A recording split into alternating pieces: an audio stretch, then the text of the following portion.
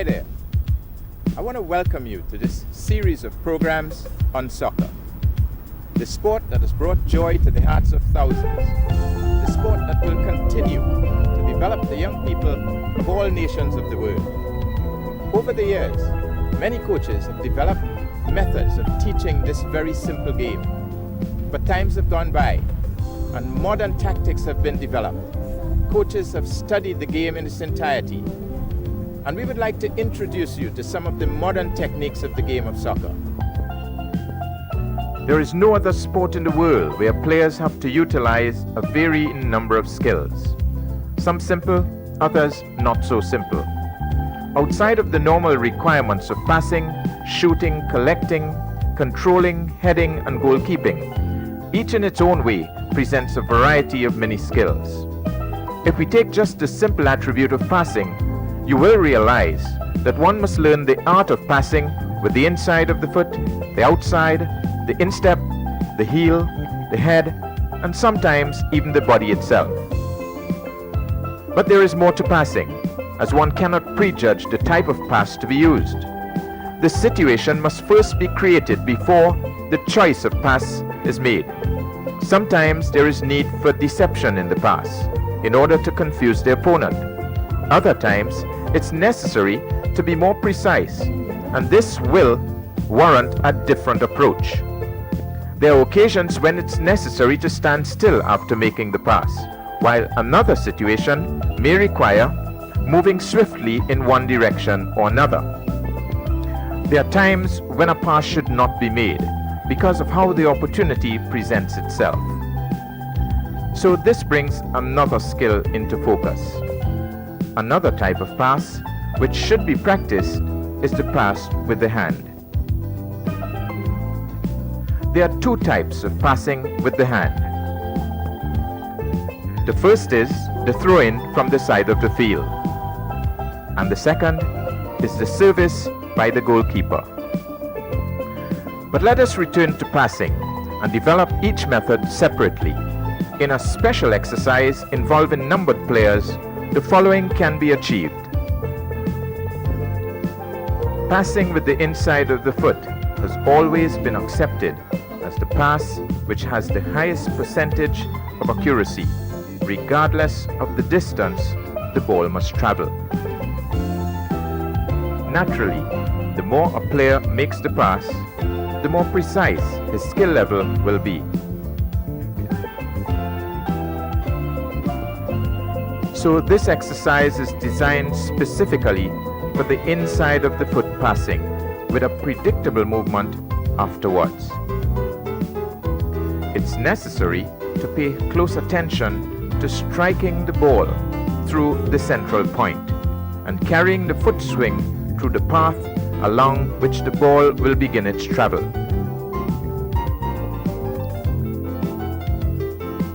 It is important to note the timing of the pass by these players.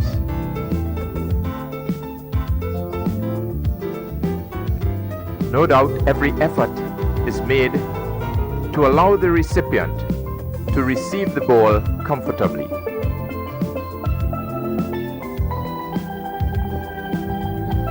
Now let us observe the pass with the instep. This pass is designed to cover ground at a much faster clip than the pass with the inside of the foot. The player then utilizes the instep to be able to increase the speed of the pass over a shorter distance or maybe over a longer distance. It is important that the instep pass must be used only when it is absolutely safe to get the foot in position to play the ball properly. The instep pass should not be used on a ground that is particularly wet. The ball tends to slide away far too quickly.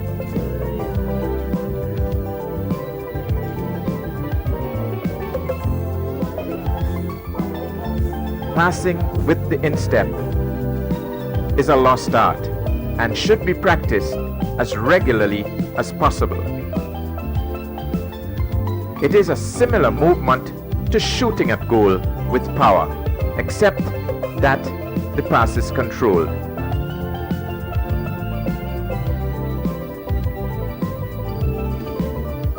Please note the quick movement of the feet by the players using the instep pass.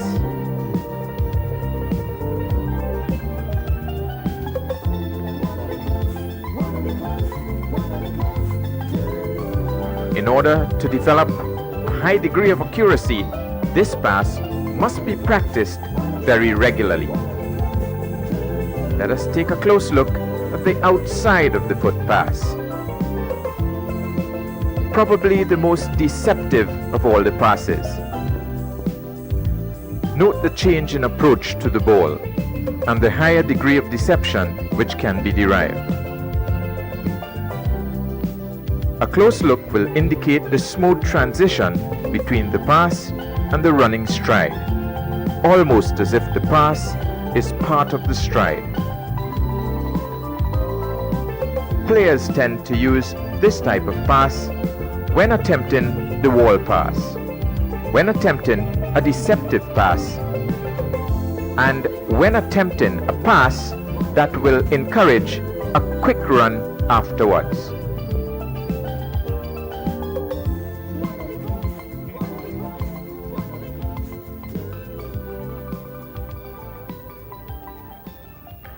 Another form of effective deception is through the use of the back heel pass. And like every other, this type of pass should be practiced regularly.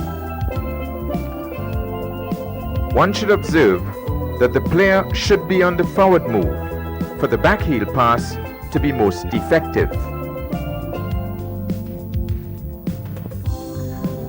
Players using the back heel pass usually derive benefits which the average player will not enjoy during the course of a game.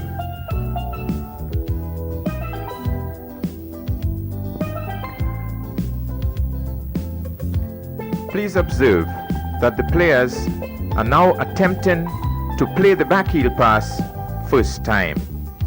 This is an effort to intensify the exercise and improve the quality of back heel passing. No doubt, some players utilize the heel for the back heel pass. Others use the bottom of the foot in the way that they see convenient. Whatever they do, it is a most deceptive pass and certainly one which each player should have in his repertoire.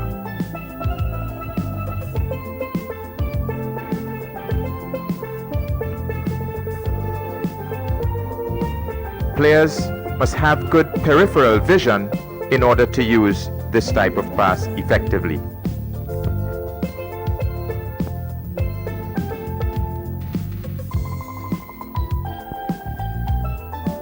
Now let's go for a variation of the passing exercise.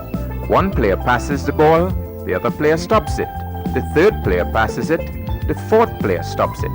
A pass and stop game in order to create good coordination among players and to confuse the opposition as to the movement of the ball from place to place. No doubt there must be great understanding and excellent control on the part of all the players involved. Another exercise that demands much concentration and certainly regular practice. Passing and stopping the ball tends to change the pace of the game quite regularly and leave opposing defenses in no man's land.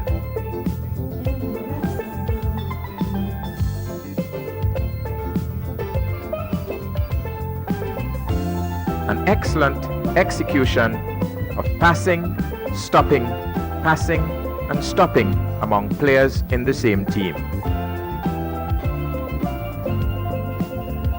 Dummying is useful when demonstrated at the correct time. Passing and dummying are both very effective, especially outside or inside the opponent's penalty area. It is quite obvious that when a pass is well dummied, it confuses the opposing defense. And for a moment in time, the defender is deceived.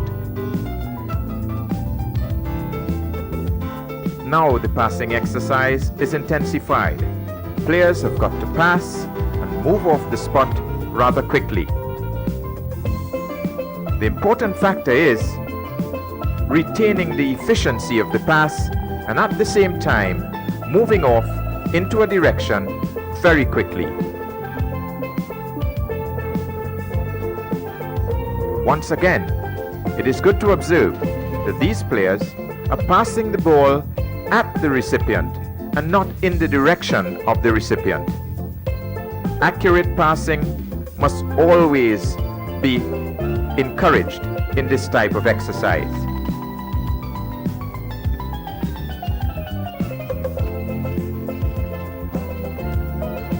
Another variation. This time, the pass is also accurate, but the player is turning immediately and running away from the ball.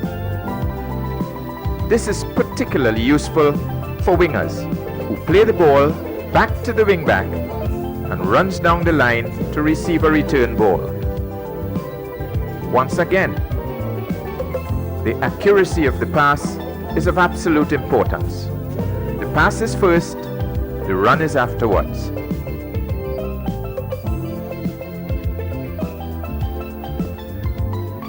Passing is such a varied art that one needs to understand the importance of using the various parts of the body for the pass. Let's take a close look at some of these.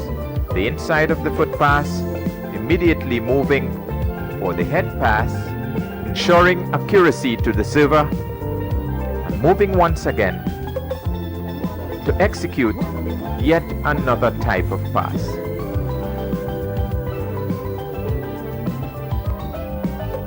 The ball is taken to one area and a nice outside of the foot pass back to the server, moving on to yet another type of pass, this time the chest pass, one that is frequently used in and around the penalty area.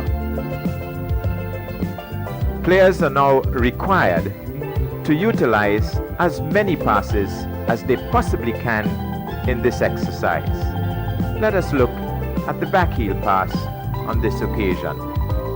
Once again, the player must have peripheral vision. Inside of the foot pass, quite effectively.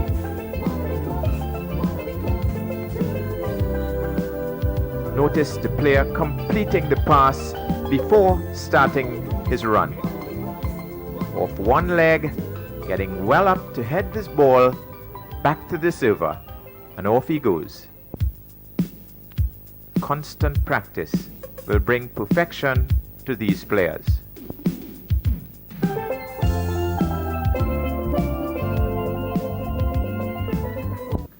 As you view this session, pay close attention to the fact that each player moves towards the ball, composes himself before implementing whatever type of pass that is intended. The overall picture will demonstrate that the skill is performed precisely. Of special interest to the young player should be the head pass, where the player climbs off one leg and gets the body well poised to gain accuracy. Like most exercises, this one will call for the players constantly running and having to concentrate on varying the types of skill. The request for impromptu passing options is deliberate, and it is designed to put the player into realistic situations, just as though they were done during a match.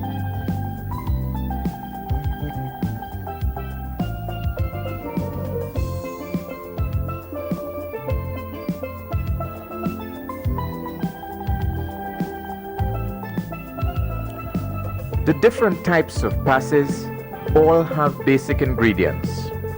One type which will need a slight variation is the chip pass. chip passing is used when trying to find a player in areas of the field which are often occupied by opponents. Clearing the heads of these opponents will call for a chip pass. But like most other game-related exercises, one can add a lay-on pass with the head, the thigh, or just simply the lower foot. The chip pass, followed by the lay-on pass, is effective from cross balls towards the opponent's goal, and also away from one's own danger area to a distant player.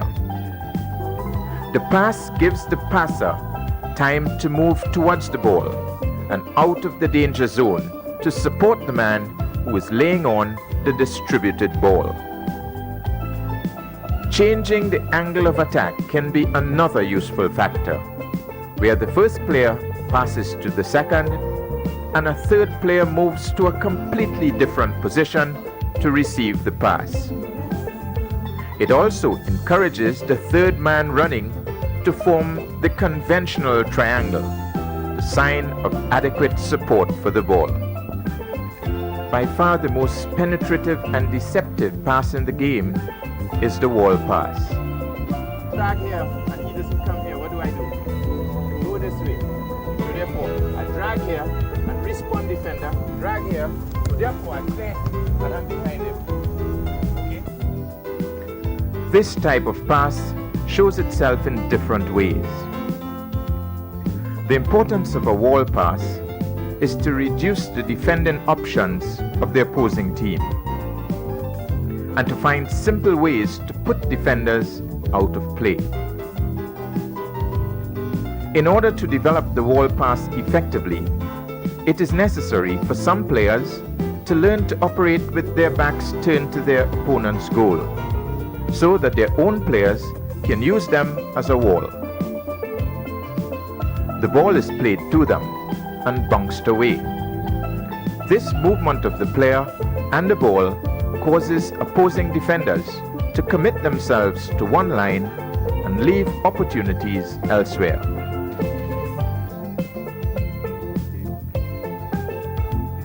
The ideal circumstance for the regular type of wall pass is like these.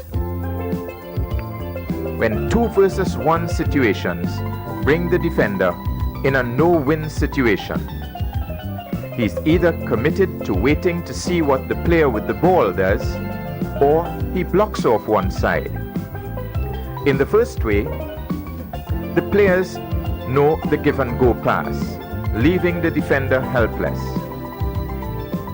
In order to gain maximum success from this pass, the player with the ball must take the ball straight to the defender's foot, which is closest to the side where the receiver of the pass is located. In that way, so long as the pass clears the outstretched foot of the defender, it's complete and the advantage is gained. Perfecting the wall pass has its benefits, especially in the final third of the field.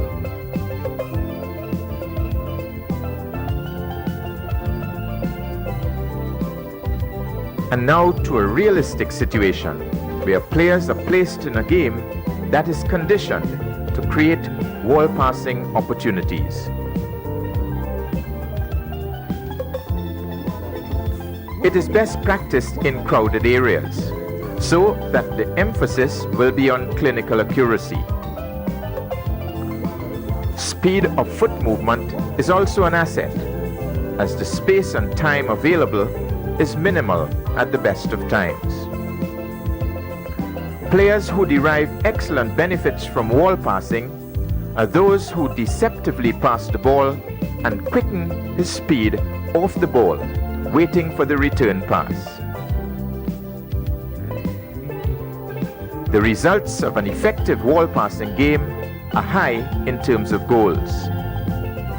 Conditioned small-sided games in order to improve the wall passing attitude will bring great results to all teams.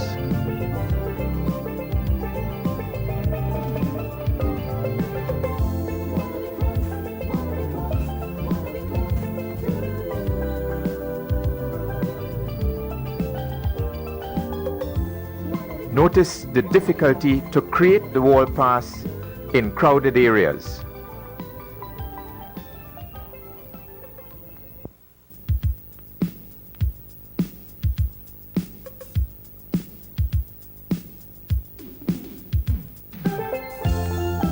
Good demonstration of wall passing on the move, very good deception.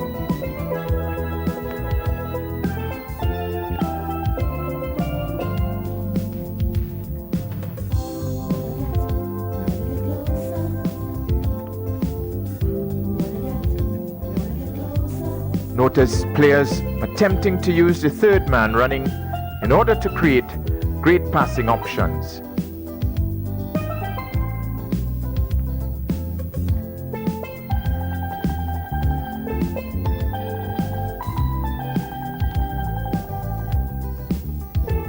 Excellent bit of 1-2 passing, increasing speed and movement, and total deception.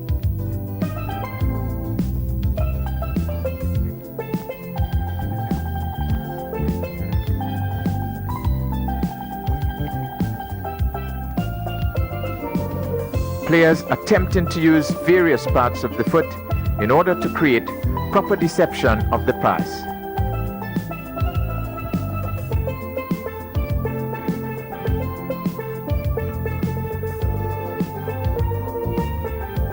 Wall passing will bring great results to any team perfecting the art.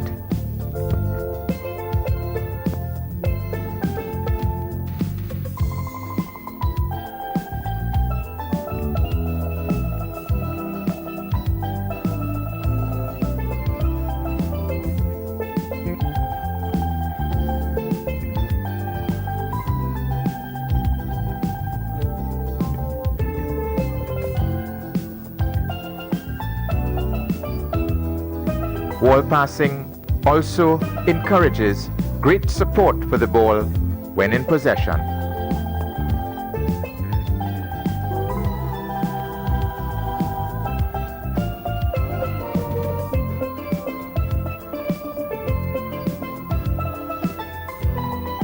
Note the number of supporting players around the ball.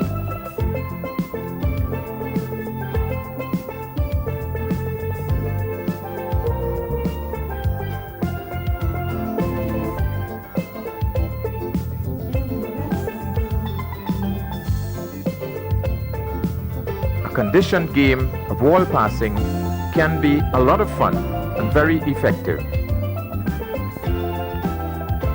It is worth spending at least 20 minutes in every training session to develop the art of wall passing effectively. Here's an excellent example. The role of the goalkeeper is special in many ways.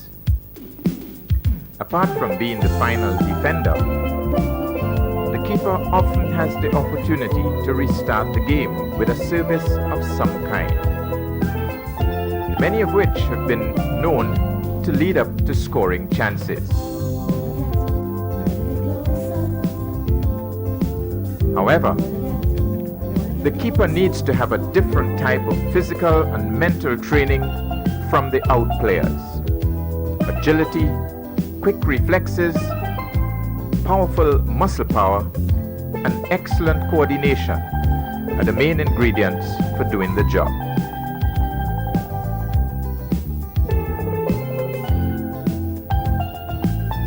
Because the keeper is often taken for granted and is hardly ever included in team tactical work, the keeper should occupy his time with his own exercise program. This exercise offers the keeper the chance to increase his jumping ability, the practice of taking the ball at the highest point, the development of quick composure after picking up oneself from the ground, and keeping the eyes on the ball for long periods while it's in the air.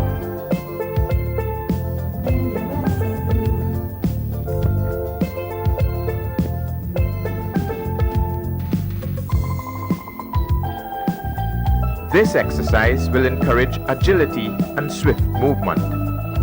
especially when it comes to getting down to ground balls. This demonstration indicates the ideal approach for reaching the ground quickly. Literally throwing the legs away will bring the top of the body to the ground fastest, and keeping the head steady in order to clutch the ball.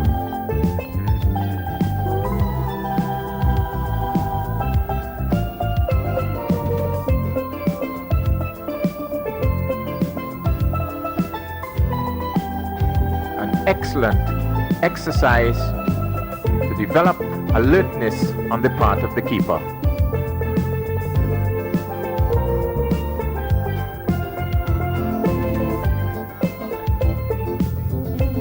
Use of the clenched fist is a weapon which needs to be mastered in the same way as catching the ball.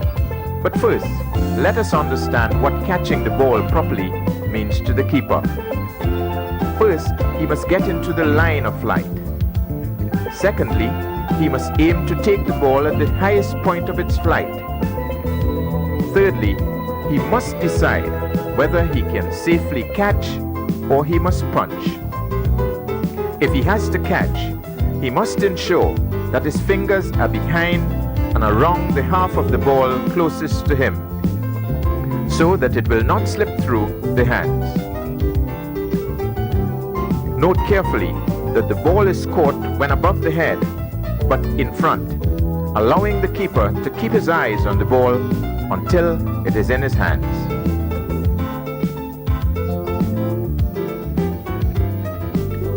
In attempting to use the fist, the keeper must get both clenched fists closely together, forming a flat base. This will allow the keeper to make proper contact with the ball, and after fully propelling the arms forward together, the ball should travel to safer areas. However, timing and keeping the line of flight must still be respected. The presence of a player in the vicinity of the ball must not affect the function of the keeper, and the basic principles should still be adhered to.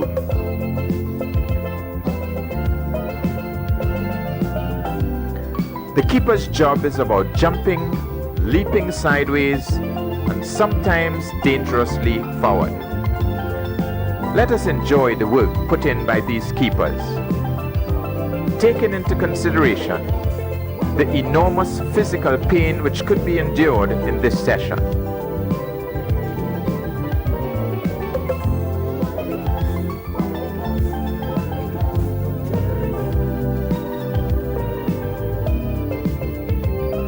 Even for all that, the keeper throws himself fiercely towards the ball, stretching every muscle to reach it with both hands.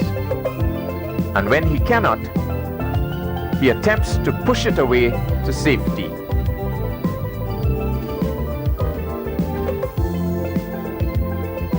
Because he has no way of knowing how often he will be required to extend himself in a match, the goalkeeper must work regularly and under pressure all the time.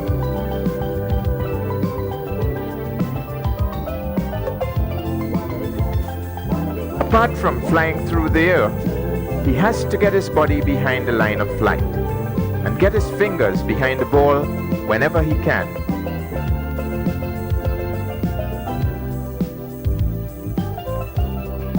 He must make quick decisions as to whether he has to catch or push away. It is a most challenging job, and one which only a select bunch of people try to master.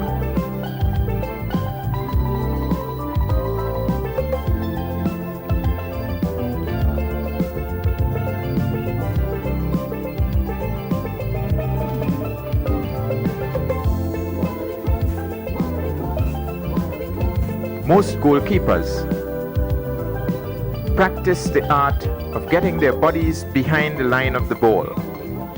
The more agile the goalkeeper, the more efficient the art is performed. Let's take a look at this very experienced goalkeeper. Notice his ability to get his body around to the line of the ball and composing himself while catching it. His fingers well poised behind the ball so that it will not slip away. It is worth noting the safety at which this keeper catches the ball. Pushing off of one leg, keeping his eyes right on the ball and his fingers right behind it. The ability to recover and get back into his original position is one of the features of his game.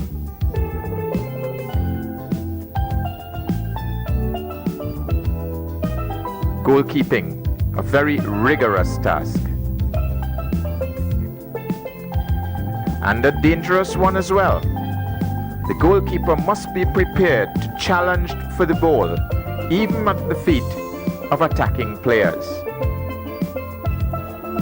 It must be remembered that he is the final defender and must take all necessary chances in order to avoid the opportunity of a goal being scored.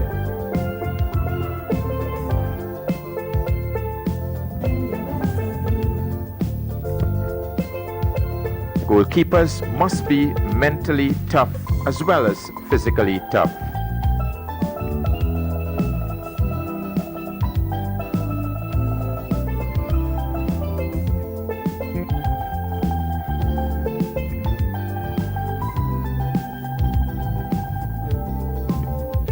Once again, we see the long barrier being formed by the goalkeeper in order to disallow the ball from going past him and beneath his body. An excellent demonstration of a goalkeeper forming the long barrier and protecting his goal at best as he can.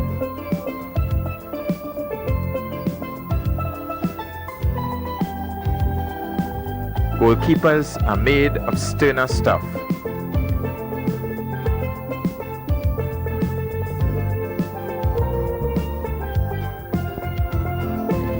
Apart from these extensive exercises, the goalkeeper must also master taking the cross ball. Once again, getting in line, taking the ball at the highest point, and fingers well behind the ball so that it will not slip through the hands. A goalkeeper's job is never ended. And sometimes, under pressure, the human that he is tends to make mistakes like this one.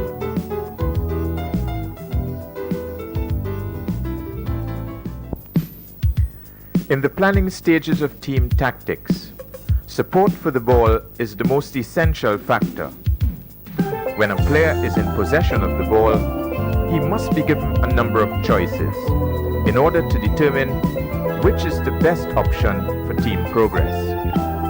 The implication here is that all players must offer some type of support, direct or indirect, when their team is in possession of the ball.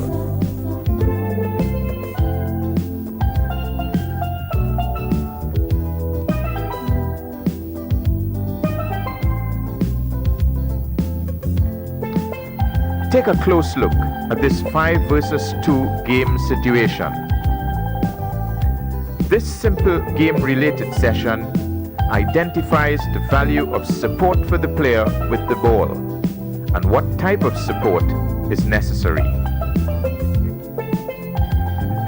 Any player in possession should have at least 2 options for passing, and those are to the sides of him. But just look at the positioning of the 2 defenders sometimes, and you will notice that there is an opportunity to split them every now and again, creating what is similar to a through pass.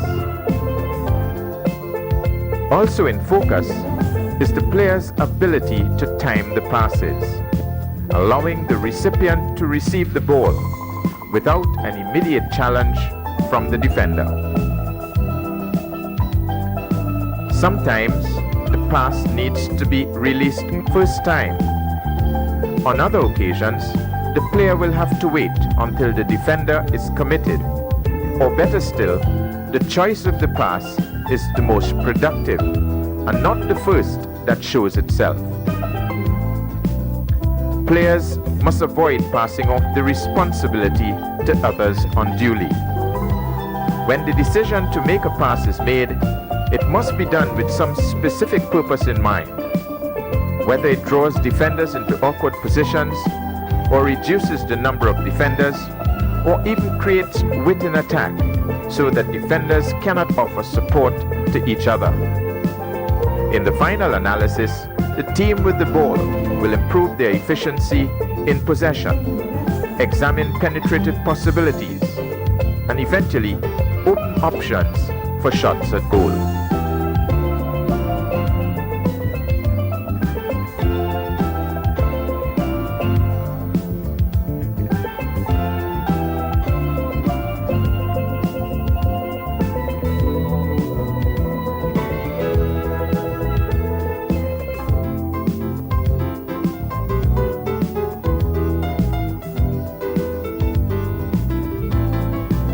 Excellent support for the ball demonstrated by these players.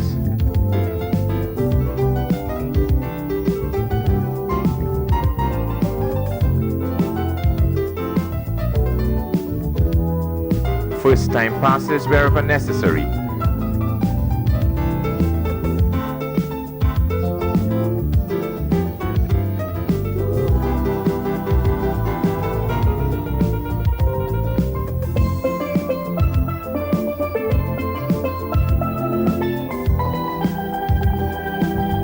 Now let us take these attackers into a more realistic situation, where they are live opponents defending a goal, and a goalkeeper to do his job.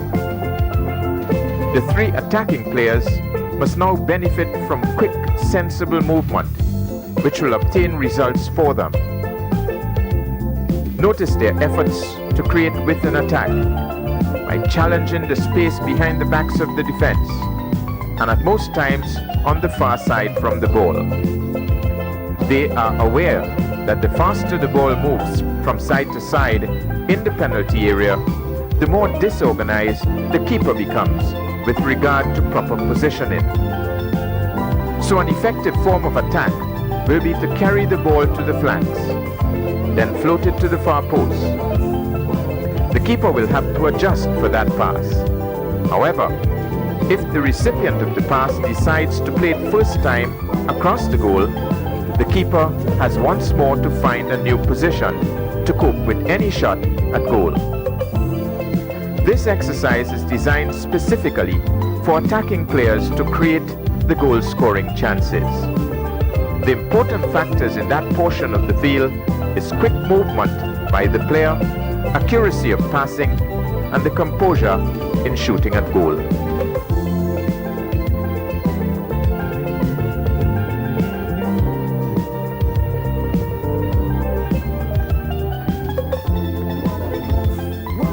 While it is almost impossible to determine how the game will be played before going onto the field, any team can decide what approach they would take for attacking and defending. Now let's take a look at some efficient finishing power. Good composure on the part of the player, going for clinical accuracy.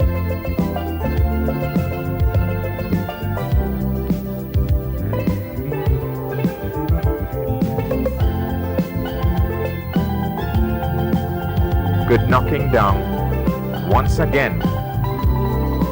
Good connection of the ball by the attacking player. While it is almost impossible to determine how the game will be played before going onto the field, any team can decide what approach they would take for attacking and defending. Take a look at this exercise.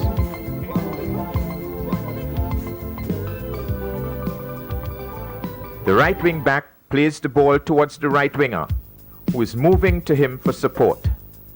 The winger quickly turns the ball into the midfielder, who is in support. The winger carries his run across to the center, taking the defenders with him. The midfielder, who is now in the center of the pitch, swings his pass out to the now vacant right side for the overlapping right wing back. He takes it to the byline, and with time and space in his favor, he seeks to find the players who are awaiting the cross. That is one of the ways to get behind the backs of the defense purposefully. But the passes and the runs must be well timed in order to achieve success.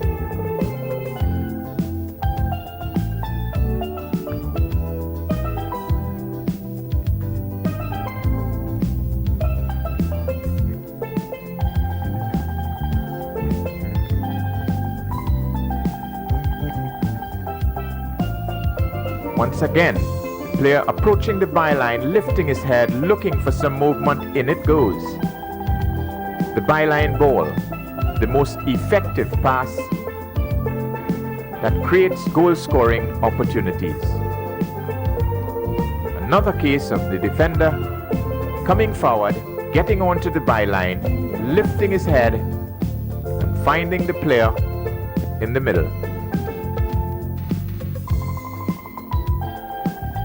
Notice the player running towards the far post, taking the defender with him, leaving the right side free for a cross ball. Whatever is done in a game-related situation should really be put into a practice in a match situation.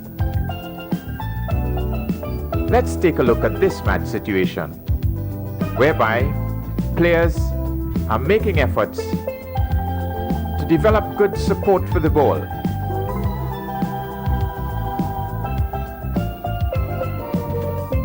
What are the ultimate benefits of these sessions of support for the ball and getting around the sides of defenses?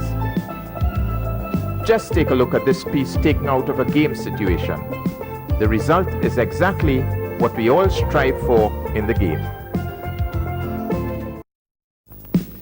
Every soccer player should be able to travel with the ball at reasonable speed.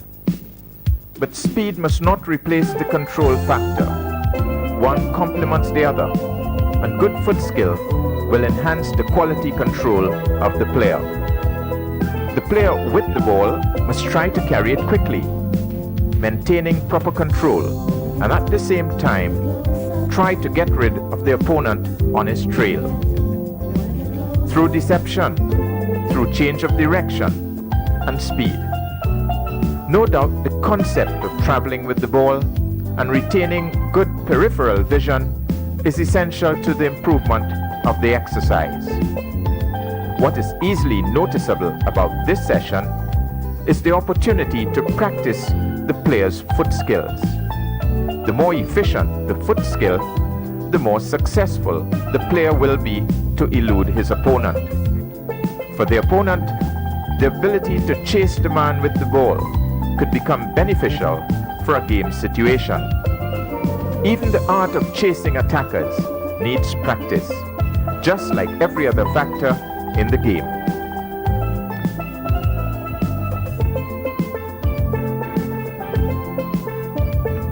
Excellent foot skill demonstrated by this player.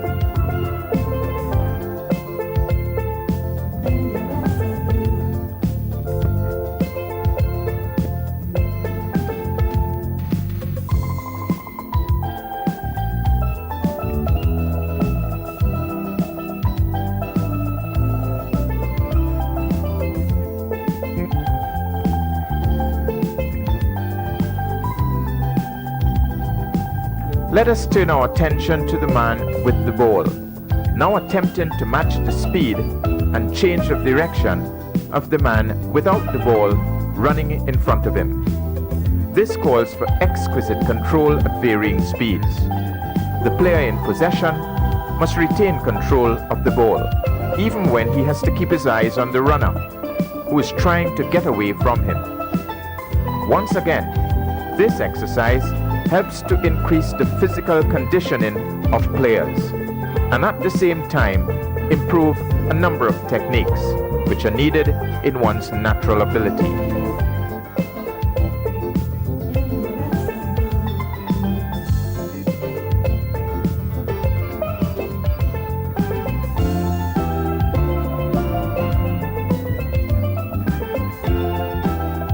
Let us take a close look at the foot skill of this player. Not only is he moving the ball around quickly with his feet, but he is making great efforts to keep tabs with the player that's in front of him. The more this type of exercise is done, the greater efficiency the player will achieve.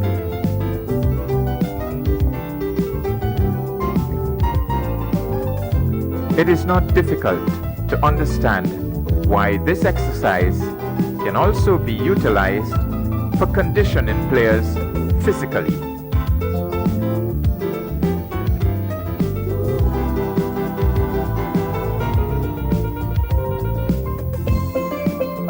Good foot skill is an essential ingredient for good team play.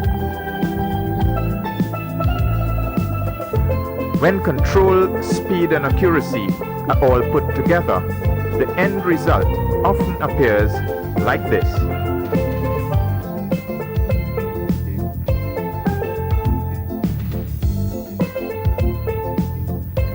The session that you are viewing is yet another form of improving control, adding speed and some turning in restricted areas. It offers the chance for players to practice turning on either side, using either foot, and increasing the speed of the turn by dropping the center of gravity for easier access to turning.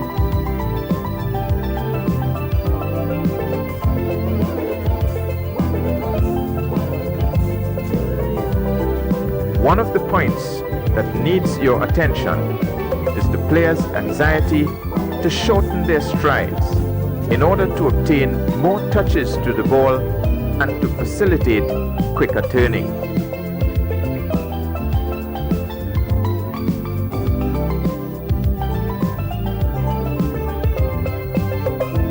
Excellent running with the ball.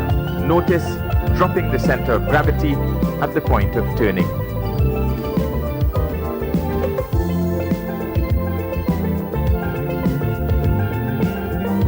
Recognize the player's upright stance so that he can see at least 5 or 10 meters in front of him. Also notice the use of the hands for proper balance when turning. Players must learn to carry the ball with either foot, turn on either side, and shorten the strides when making that turn.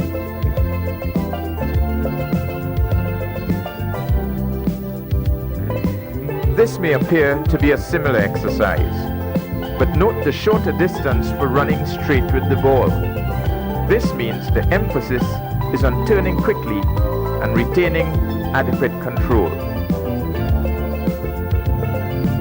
This player is dropping his center of gravity to keep in close touch with the ball.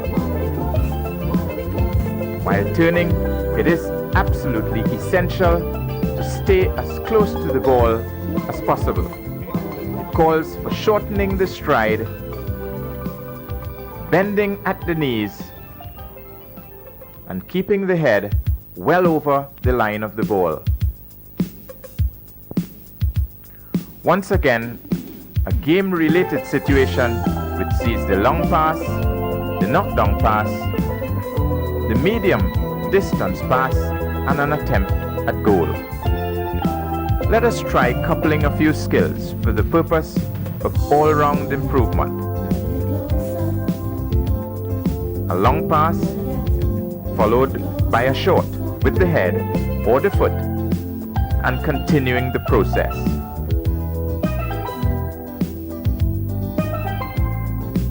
Each player gets the chance to practice long and short passes with the foot or the head, depending on the position of the ball.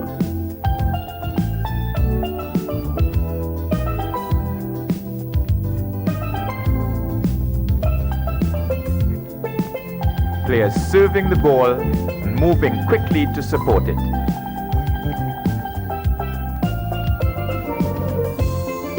chesting down in the path of the recipient.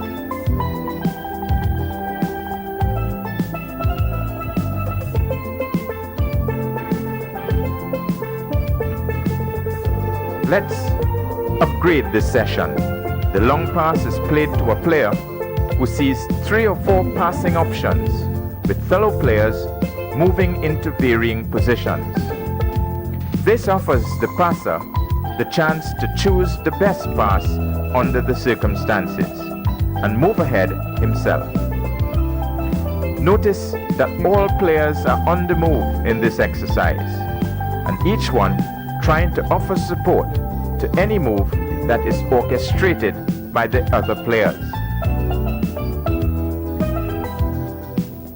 It also helps to improve teamwork, the ultimate projection.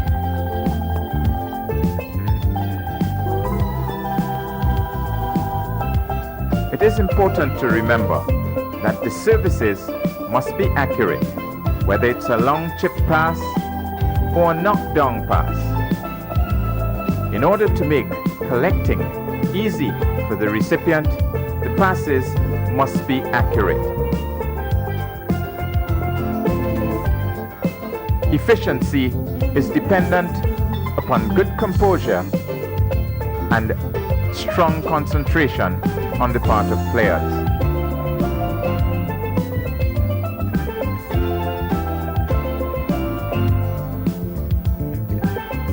Good vision is also essential in order to create good passing options.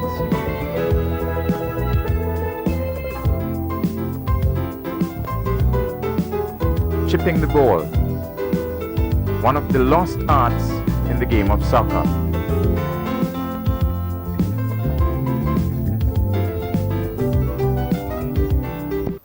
One does not need to emphasize the importance of shooting. Players who are unable to shoot the ball effectively should pay close attention to this session. The first approach to develop shooting is to place emphasis on making contact with the ball. Points to recognize are hitting through the central portion of the ball in order to ensure that it does not rise above the crossbar.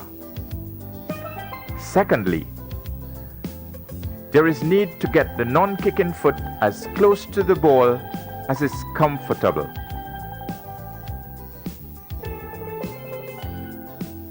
Thirdly, ensure that the hands are used for proper balance. After these factors, the foot swing must be smooth and swift, with the instep striking the ball when the foot is traveling at its fastest.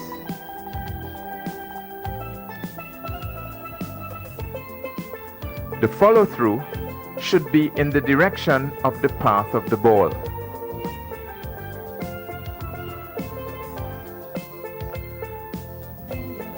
This can be done when there is no pressure, so that the skill is mastered.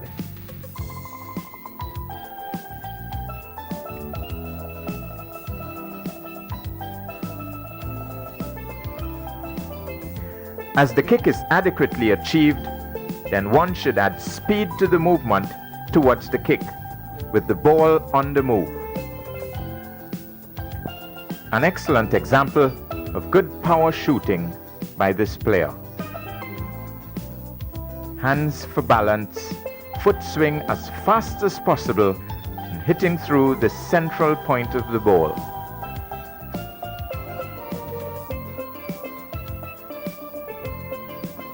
There will hardly be times when the ball is settled for a shot at goal. The outstanding player, who recognized the keeper too much off the line, can quickly adjust and use a chip shot like this one.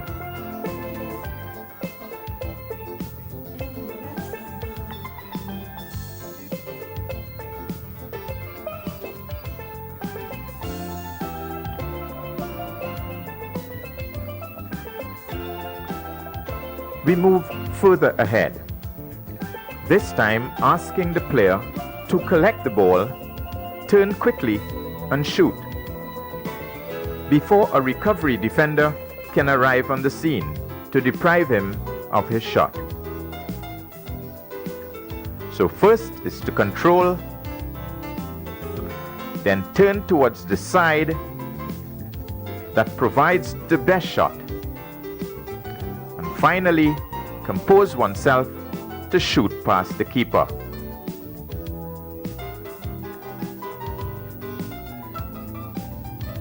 Sometimes it's good sense to reduce power and ensure accuracy to obtain the best result.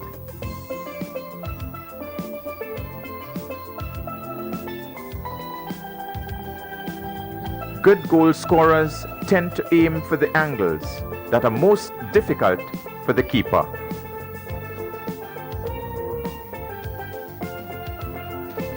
The far post always provides the best scoring angle, as the keeper is committed to the near post.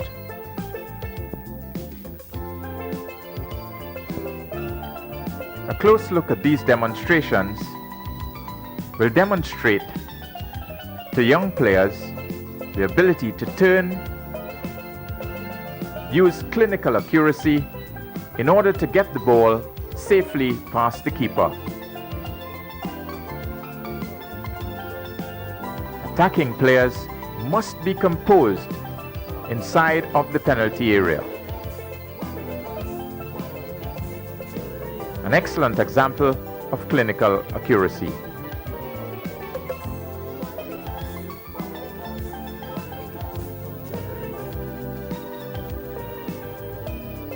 Good turn, good placement by the attacker. Once again, composure being the important factor.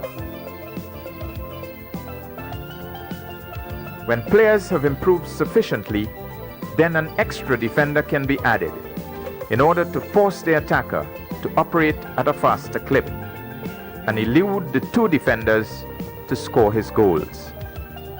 This exposes the attacker to fewer options, and he may be required to change his shooting angle completely in order to gain success.